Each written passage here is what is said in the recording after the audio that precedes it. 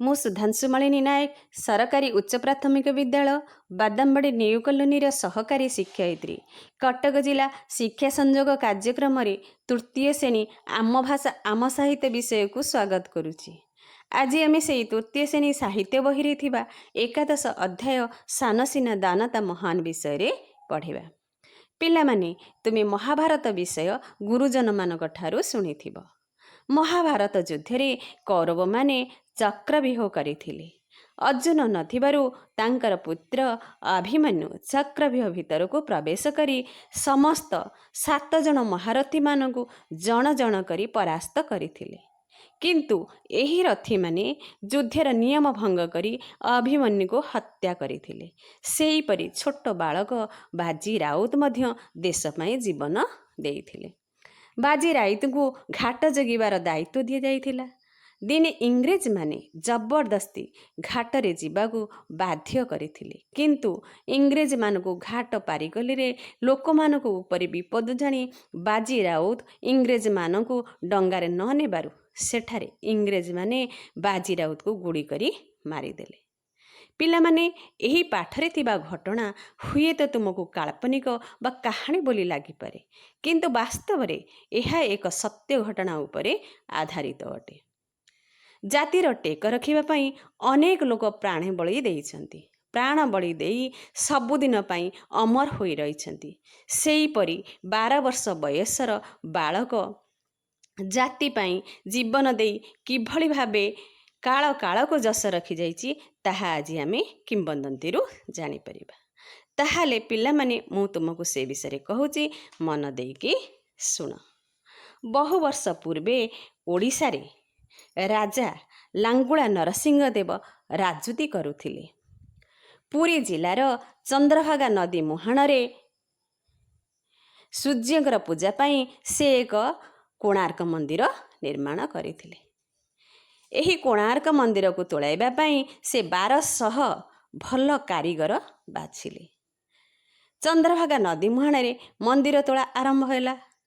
କୋଣାର୍କ ମନ୍ଦିରଟି ରଥ ଆକାରରେ ତିଆରି ହେଲା। ସେଥିରେ 7ଟି ପଥର ଘୋଡ଼ା ଯୋଚା ହେଲେ।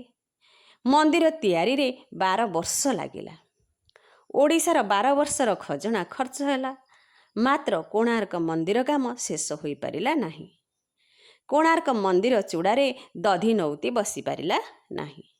ରାଜା ମୁଖ୍ୟ କାରିଗର ବିଶୁ ମହାରଣାକୁ ଡାକି ନିର୍ଦ୍ଦେଶ ଦେଲେ ଯେ ଯଦି 7 ଦିନ ମଧ୍ୟରେ ମନ୍ଦିରର ଦଧିନଉତି ବସି ନପାରେ, ତେବେ ସେ 1200 କାରିଗରଙ୍କର ମୁଣ୍ଡ କାଟ ହେବ। ବିଶୁ ମହାରଣା ଘରୁ ଆସିଲା ବେଳେ ପୁଅକୁ ଦେଖିନଥିଲେ। ତାପରେ ତାଙ୍କର ଏକ ପୁତ୍ର ସନ୍ତାନ ହୋଇଥିଲା। ପୁତ୍ରର ନାମ ଦିଆଯାଇଥିଲା ଧର୍ମପଦ ଓ ଡାକ ନାମ ଥିଲା ଧରମା। ସେଇ ଧରମା ତା ବାପାକୁ ଦେଖିବ ବୋଲି ତା ମା ପାଖରେ ଜିଦ୍ ଧରିଲା। ତା ମା ଧରମା ହାତରେ ବାଡ଼ି ବରକୋଳି ଦେଇ ବାପାଙ୍କ ପାଖକୁ ପଠାଇଲେ।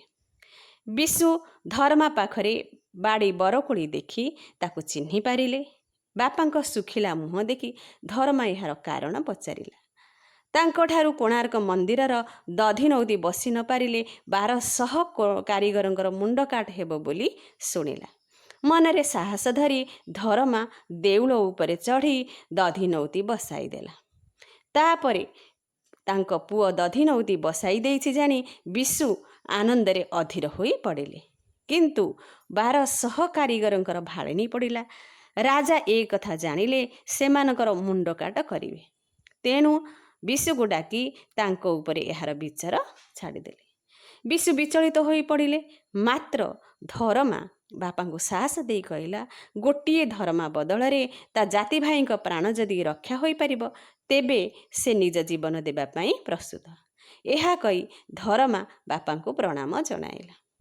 ସେ ଜାତି ପାଇଁ ଜୀବନ ଦେଇଛି ବୋଲି ମାଙ୍କୁ କହିଦେବା ପାଇଁ କହି ସୂର୍ଯ୍ୟ ଉଦୟ ହେବା ପୂର୍ବରୁ ମନ୍ଦିର ଉପରକୁ ଉଠି ଚନ୍ଦ୍ରଭାଗା ନଦୀକୁ ଡେଇଁ ପଡ଼ିଲା। ଧର୍ମପଦ ଆଜି ନାହିଁ, କିନ୍ତୁ ସାନ ପିଲାଟିଏ ହୋଇ ନିଜ ଜାତି ପାଇଁ ତାର ଆତ୍ମ ବଳିଦାନ ଅଭୁଲା ହୋଇ ରହିଛି। ପିଲାମାନେ, ଆଜି ଧର୍ମପଦ ନାହିଁ। କୋଣାର୍କ ମନ୍ଦିର ଭଗ୍ନ ଅବସ୍ଥାରେ ଅଛି। କିନ୍ତୁ 12 ବର୍ଷର ପିଲାଟି ଜାତି ପାଇଁ ଦେଶ ପାଇଁ ଯାହା କରିଗଲା, ତାହା କାଳ କାଳକୁ ରହିଗଲା। ଏବେ ବି ସମସ୍ତେ କହନ୍ତି ସାନ ସିନା ଦାନତା ମହାନ। ପିଲାମାନେ, ତୁମେ ଛୋଟ ହେଲେ ମଧ୍ୟ ନିଜକୁ କେବେ ଅକ୍ଷମ ବୋଲି ଭାବିବ ନାହିଁ। ତୁମ ପାଖରେ ମଧ୍ୟ ଧର୍ମା ଭଳି ଅନେକ ଭଲ ଗୁଣ ରହିଛି। ତୁମକୁ କେବଳ ସେଇ ଗୁଣଗୁଡ଼ିକୁ ବାହାର କରିବାର ଅଛି। ତୁମ ଛୋଟ ହେଲେ ମଧ୍ୟ ମହତ୍ କାର୍ଯ୍ୟ କରି ମହାନ ହୋଇପାରିବ। ତାହେଲେ ପିଲାମାନେ ମନେ ରଖ, କୋଣାର୍କର ଘୋଡ଼ା ଓ ଚକ୍ର ଆମ ରାଜ୍ୟର ପ୍ରତୀକ ଅଟେ। ତେଣୁ ପିଲାମାନେ ଏଗୁଡ଼ିକୁ ସବୁ ଭଲ ଭାବରେ ମନେ ରଖିବ। ଧନ୍ୟବାଦ।